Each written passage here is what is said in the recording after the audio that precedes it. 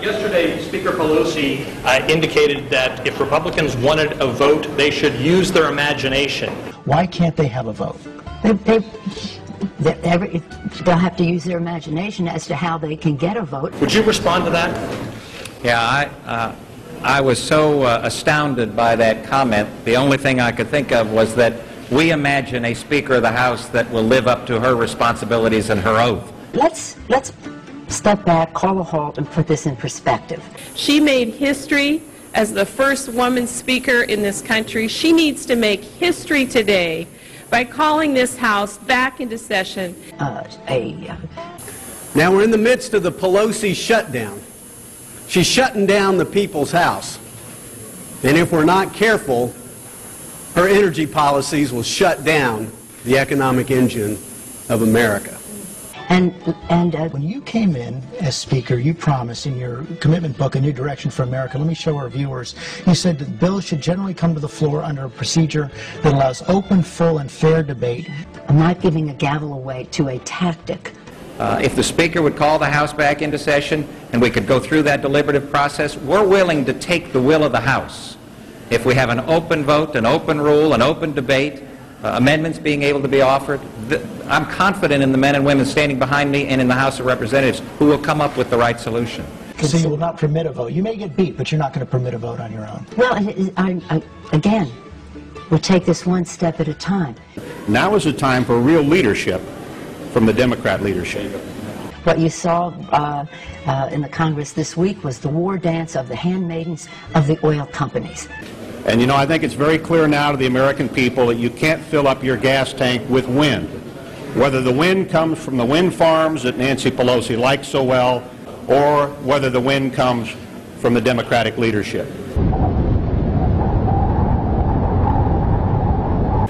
It's just simply wrong for Congress to take a 5-week paid vacation without ever giving the bipartisan majority that supports comprehensive energy with drilling a vote.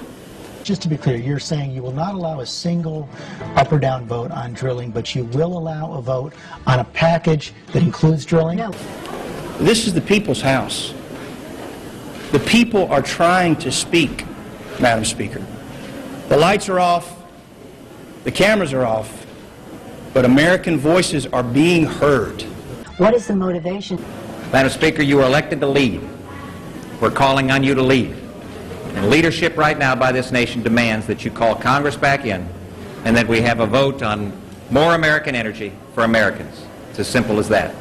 If they want to present something as part of an energy package, we're talking about something. Read the American Energy Act and you will see that it is a comprehensive bill, so come back, read the bill, and then we know you'll give us a vote if you're going to be true to your word. But that's what I don't understand. If you could get votes on everything else you care about, would you say there is strong bipartisan support? Why not allow a vote on the drilling as well? So it's very important that the Speaker come back, bring this House back into session and do the responsible thing. Let us vote. Bring us back. Let the voices be heard. Let your people vote. I think you've heard from my colleagues here. Everything is on the table. What we ask for is to have the deliberative process work, which it hasn't been allowed to work.